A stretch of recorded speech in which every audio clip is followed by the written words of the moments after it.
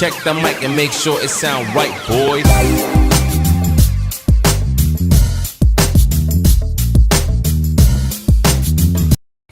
Yo, what's up mga tropa peeps? Yo, what's up mga tropa peeps? Yan, welcome po to my channel. At yan, welcome balik ulit kayo. Pero alam nyo, I almost ran the hell and back.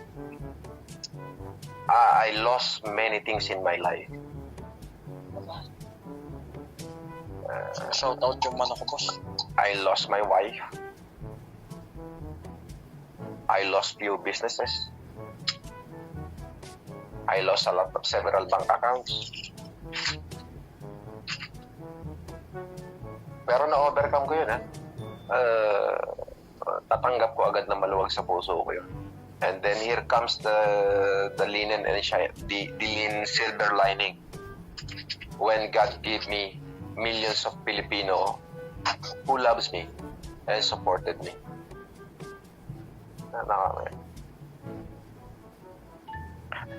Humanitarian is still going on. I proved them wrong. I stand still. You got Then awards? when I get out, I think some part of the book in my life, I'm going to close it and move forward. Then I'm going to raise the glass with you. Cheer up. Yes. Yeah. Sabi ko nga,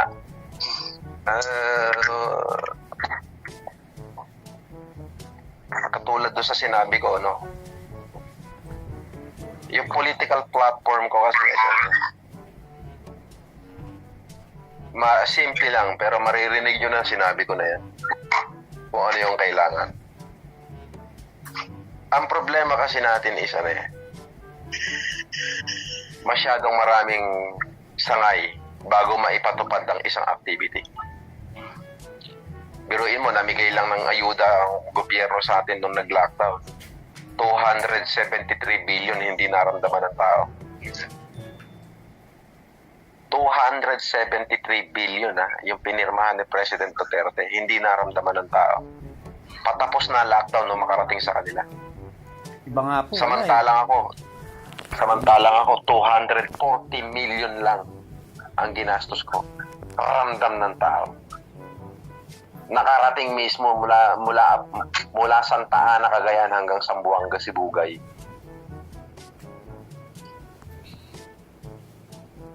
Wala pang quarter billion yun. Samantalang ang government, 270 billion.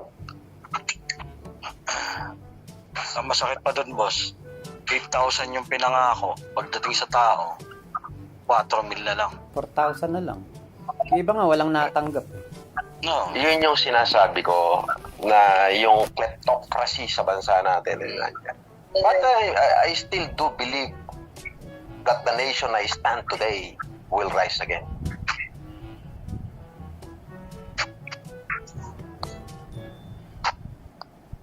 To show the true meaning of life.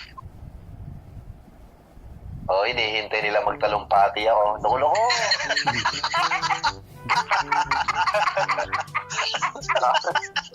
Baliw ka rin, boss, eh. Tatayo na. Akala ko tutuloy-tuloy na eh. Ganda na eh. Tatayo na yan eh. Magkakape kasi ko eh. Boss, boss, dapat pala pinturahan natin ang green yung dingding mo. Bakit? Para na iiba-iba yung background. Kausap na. Okay. Green screen, ah. Kaso wala na, lalabas ka na eh. Hindi na kailangan. Umuti ka, boss. Boss, pwede ka bang, patita dito sa positive sa Amerika? Positive naman eh. Hindi, kasi gusto ko ng, siyempre ko signal mo sa akin. Kasi ako ang presidente rito, ako ang tatay rito sa Amerika. Alam mo naman gaano kalaki na hawakan ko. Naks! Sumali ka na naman. Huwag ko ng kontra hindi ka naman Para sa play ka yata doon, no, ba? Yung mga padali mo eh. Hindi, eto problema. Nasa laboratory yung mga doktora natin. Ay, salamat. Ila-lockdown daw ngayong March 20. Nakapag-produce uli sila. May natira sa Cagayan na 111,000 yung natira na salamin. Tapos ngayon nakapag-produce na sila ng 70,000. 300,000 yung request ni Congressman Gerald din. Ang problema, pag nag-declare ng lockdown, hinto yung optical mission natin. Eto kaya na malapit na problema. Siyempre, lockdown.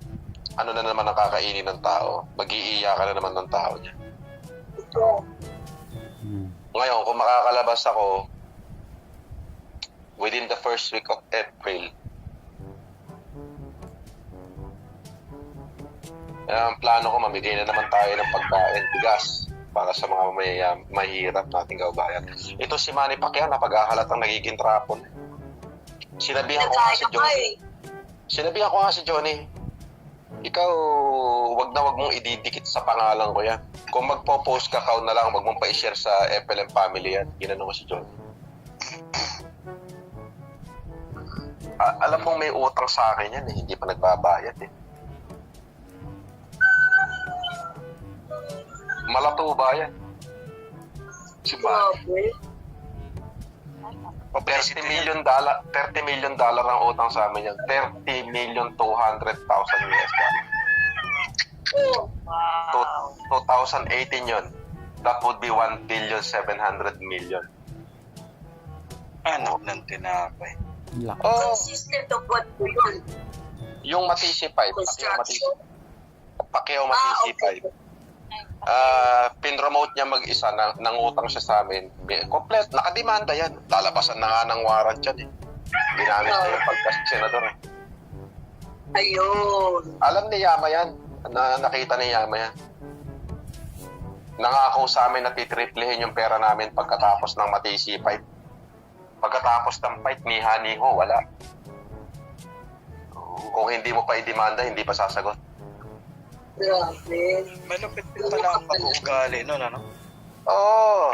Tapos Tapos mamimigay ng tigli-500 sa bawat tao. Papapila ng 1,000 tao. O mamimigay ng tigi 1,000. Di 1,000,000 yun. 1,000 tao eh. Magbibigay ng tigi 1,000.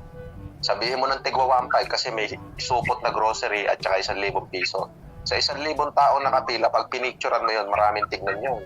Kasi gumastos siya ng 1.5 million. Ang dinali niya sa amin, 1,700,000,000.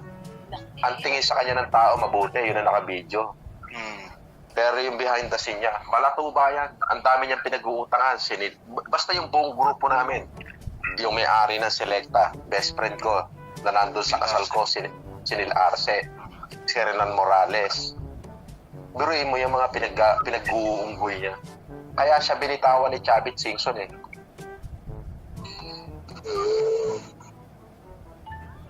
Ang lagi niya ipinangangako, may laban ako, makabayad ako agad, may laban ako, may laban. Senador pa ako, mga gano'n.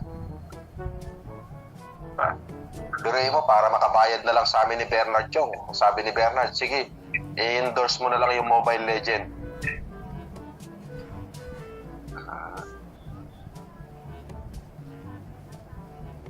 Mababang karote din pala yan, boss, ano, pagdating ng araw, ano? Ang mayaman, si Bernard. Yung partner ko. Pinagmumura ko nga na isang araw eh. Sabi ko, putang ina mo naman eh. Magyayapang ka lang kay Willie Rebillame pa. Nagbigay ng 3 milyon kay Willie Rebillame. Napanood niyo ba yun?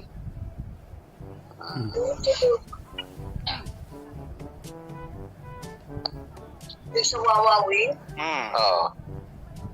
Ulo. Yun ang malupit. May-ari ng Tim Horton, World Balance. Kababata ka yan. Best man ko nung kasal ko. Ako. Hindi ba dati may utang sa'yo yun? Sino? Si Bernard Shaw. hindi naman question yung pera sa amin dalawa.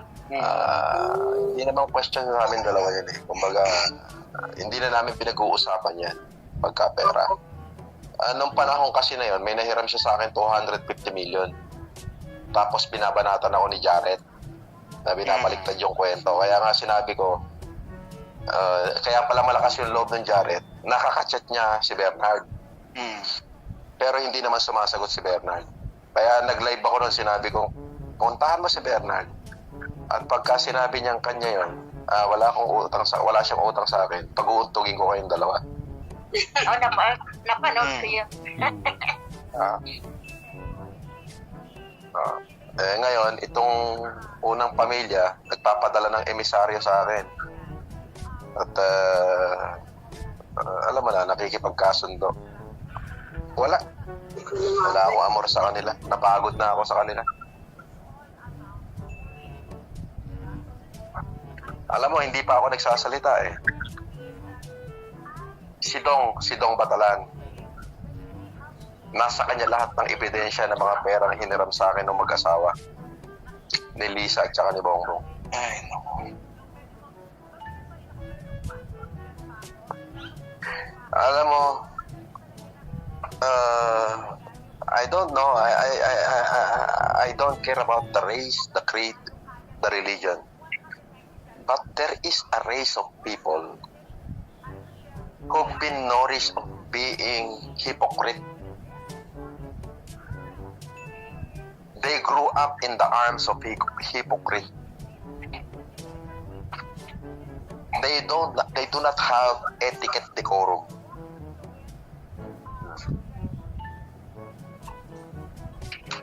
Yung kasing etiquette, decorum, ano yan eh? What is etiquette, decorum? Etiquette, decorum imply observance of the formal requirement governing a person's behavior in polite society and a sense of whatever is appropriate for a person of good breeding with high moral, manner, value, and good taste. Wala sila nun. Yeah. Tapos sila pang inaano ng tao May na kultura na po yan sa Hawaii, maliliit pa.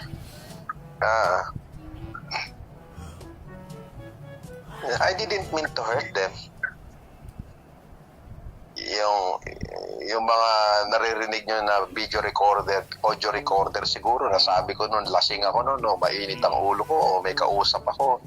Hindi ako naglabas noon, so wala akong intention sirain sila. And in fact, the purpose of my humanitarian is just to cleanse DeMarcos' name of any crime, to free DeMarcos' name hands for justice, to give the Marcos' name strength to face the country with pride. I burn my blood, burn and sacrifice as a sacrificial lamb.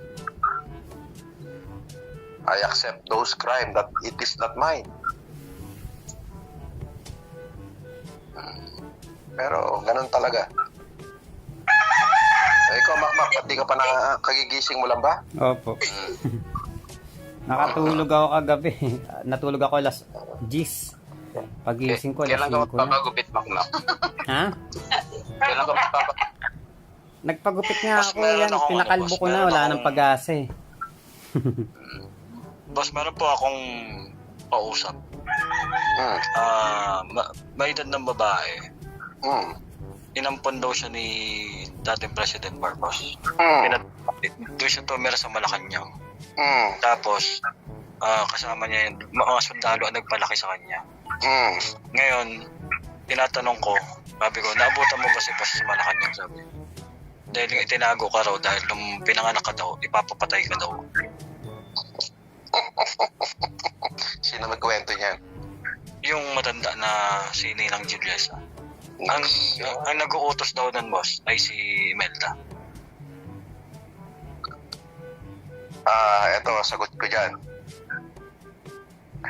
It is a privileged communication.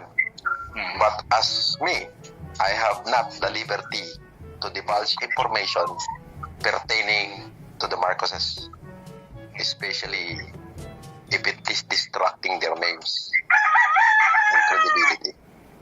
So, yun lang. Sana doon yung nga sinagot nila nung in-interview sila, di ba po?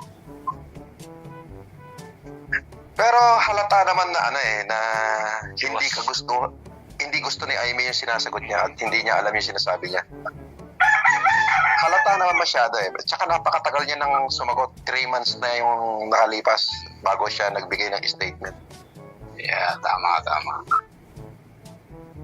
nung Napilisan lang sila. yun ang pinakamalaking pagkakamaling ginawa nila sa buhay nila kasi I am not a machine. I am not a machine. I feel suffering also. I am hurt. I am human. So the most grievous part of them all is why they have to tell the world that they were afraid when they know that my wealth is came from something unusual instead of saying galing sa masama yung pera ko.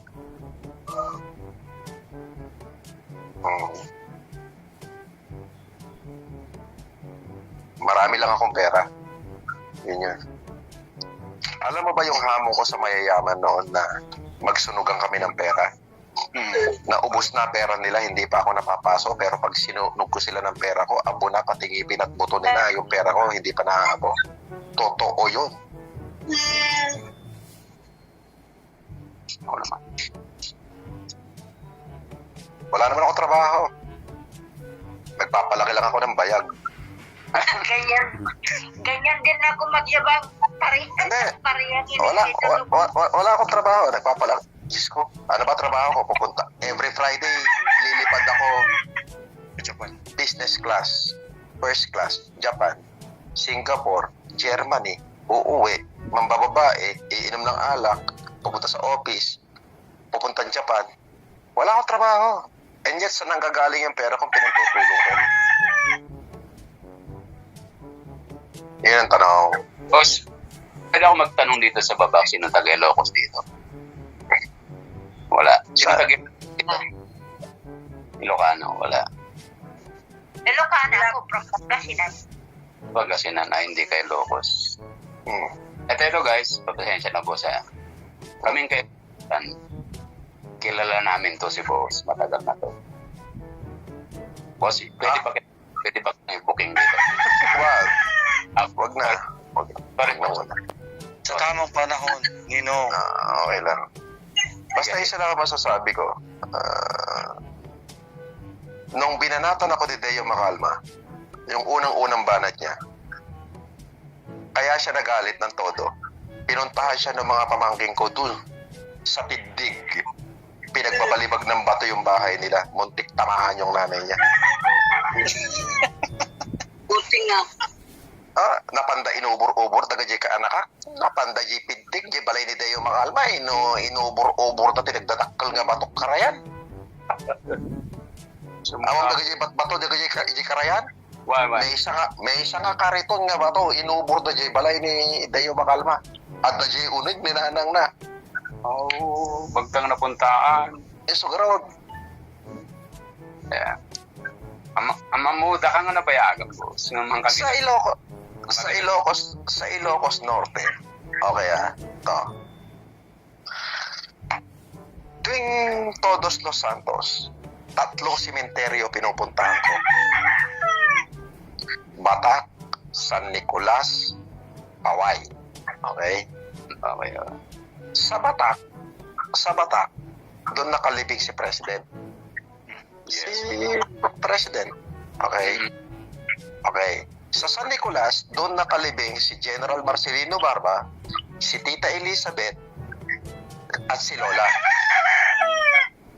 Sa Paway, doon nakalibing ang Mariano. Okay.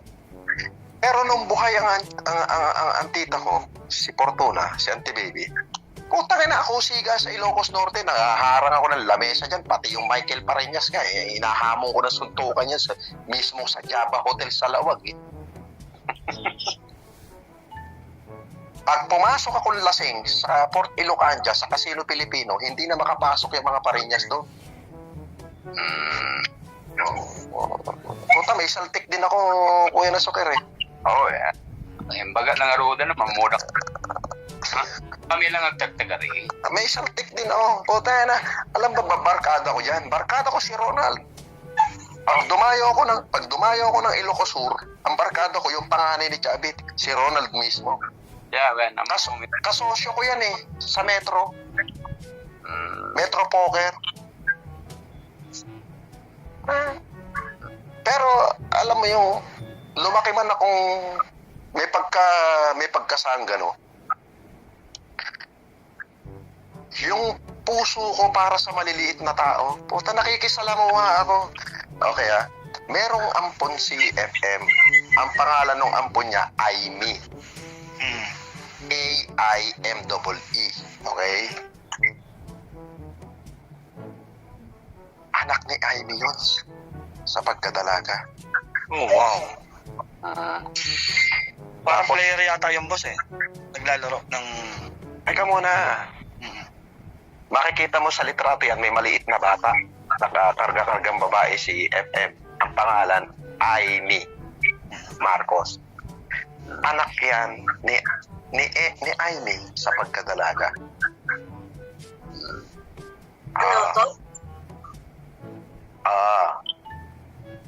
Anak niya sa pagkadalaga yun nung nasa UP siya. So, ginawa na lang, inampon na lang nila. Okay? Nasa Ilocos yun. Diyos ko. Yun ang tinatawag na Little Aimee. Pero nasa Australia na ngayon. Napariwara yung bata eh. Diyos ko, yung mga anak ni Bongbong, walang matinuto kahit si Sandro. Madwala. Ang gaganda nilang tignan pagdating sa photo operation. Pero, puta, lasinggero, puta, lalo yung pinakabunso, si Vincent. Puta ko, makalaklak ng nainigarilyo pa. Puta. Diyos ko.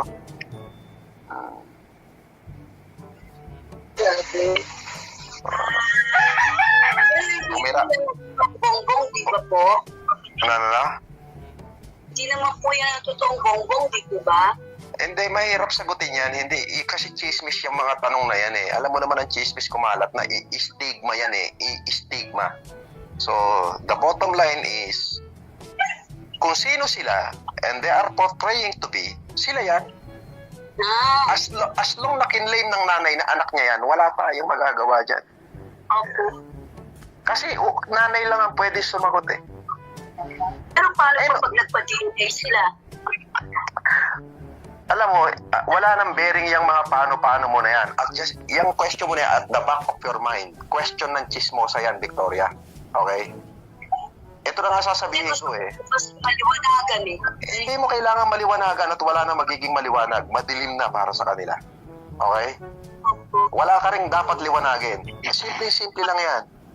If you question somebody else, question their mother. The child has no... it is not in the law that the child will inherit the sins of the mother nor the sins of the father. Pag sinabi ng nanay, anak ko yan, anong pakialam mo? Inamin na nung ina eh. Nung sinabi ng nanay ko, Marcos ka, ito tatay mo, ano magagawa ko? Kasalanan ko ba yun? Kasalanan ba ni Bongbong yun? Hindi kasalanan ni Bongbong yun. Kasi hindi niya naman na gusto yun eh, na maging siya yan eh. Di ba? So for the people, kung may at the back of your head, meron kang chismis dyan, dyan na lang yan. Sa'yo na lang yan. Kasi kapag nilabas mo yan, chismosa ka. Yun lang yan eh.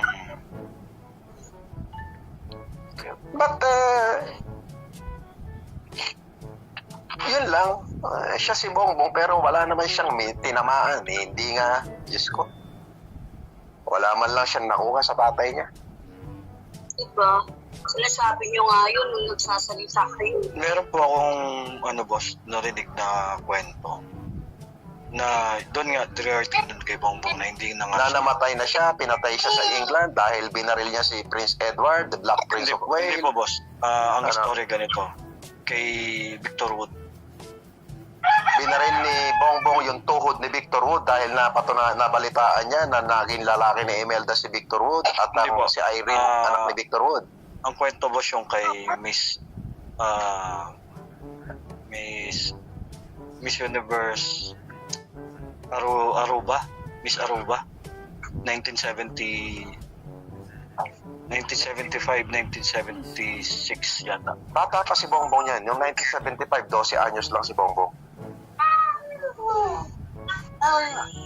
Kasi ang nagkwento nun, yung eyewitness na may-ari daw nung submarine ni President Noong Marcos. 1982, 18 anyos lang si Bongbong nun. Parang mali ako sa tip. Pero yun yung kwento boss eh. Hindi daw sa England namatay, dito daw sa Pilipinas. Dahil kay Miss Aruba. Hindi. Walang ganun. Walang ganun. Marami istorya, pero na istorya lang yan. Wala yan. Sabi ko nga,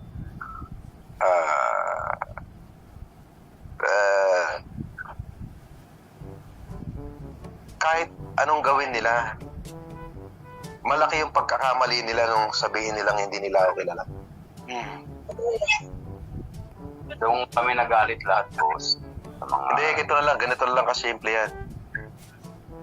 Sino ako para puntahan ako sa bahay ko ng buong pamilya?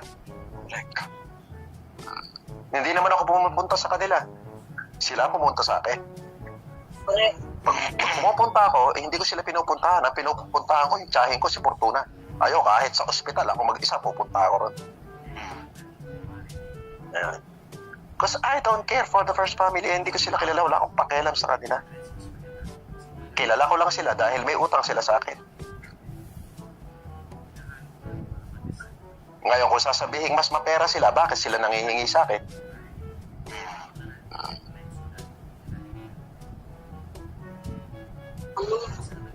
Yung naglabas ng video boss ng Rosas, Tres Rosas ang sumira sa iyo unang-una. Alin doon? Yung nasa lamesa kayo ni Makain. binaboy yun nila istorya nun eh. Bahala sila sa buhay nila. Wala naman naging epekto Pero- yun. Wala. Hindi kasi the mere fact na pupuntahan ka ng first family, especially nung dating first lady. Ito, tandaan mo ha, si Bongbong pwede mong lapitan anytime, si Amy pwede mong lapitan anytime. Pero yung matanda, hindi mo basta malalapitan yan. Correct. Overprotected yan. Kontrolado ng mga anak yan.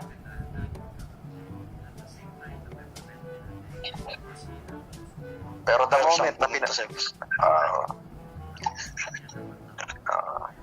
diba?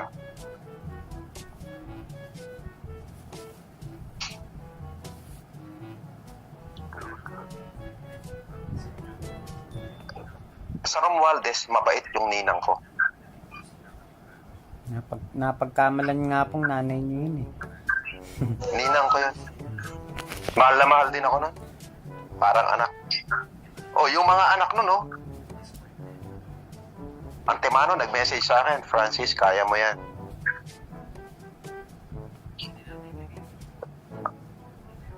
Francis, mistake nila yan. Yung kinakapatid ko si Mark Romualdez. Di ba nag-post si Cholo Romualdez na ano? Pag-post niya, pinagmumura siya ng lola niya. Putang ina mo, anong karapatan mo magsabi ng ganyan? Estupido kang bata ka, tonto. Sabi niya. Kaya pala dinilit din ano? Estupido ka, tonto. Anong karapatan mo magsabi sa kanya? Bakit? Marcos ka ba?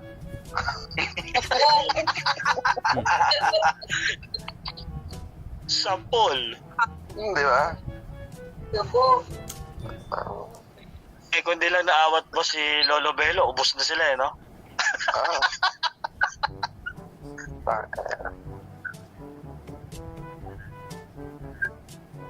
Hindi nagsalita yung tatay na sinabi na ang kasalanan ko lang magpipiyano sa bata, di ba? Tapos yan. Boss, mga iba po ako, boss. Wala yung kwento na. Boss, pag nagdesisyon kang ituloy ang kandidatura, ano po, ang partido natin, independent tayo? Maaari. Tapos, Maaari, hindi na. ang advertisement na lang, simple lang. Mag-a-announce lang ako. Papartidahan ko kayo, hindi na ako makakampanya. Kasi boss, nakita ko sa panaginip ko, kami nga lang mga vlogger mo magsasalita sa stage. Nakita ko si Makmak eh, bago ka umakyat, saglit lang yun eh. Ina-announce ka na ni Makmak eh, tapos akyat ka saglit sa stage. Pero yung nakasakay ka sa truck at na may migay tayo, nagbabato tayo ng mga kung ano-ano t-shirt. Magkakasama tayo lahat doon. Max, Motor King. ayos na, parang sinasabi mong tamakbo na ako Oo naman. Paano mag-i-speech si Makmak eh, boses pa? Hindi, si Makmak ang ano eh. Ano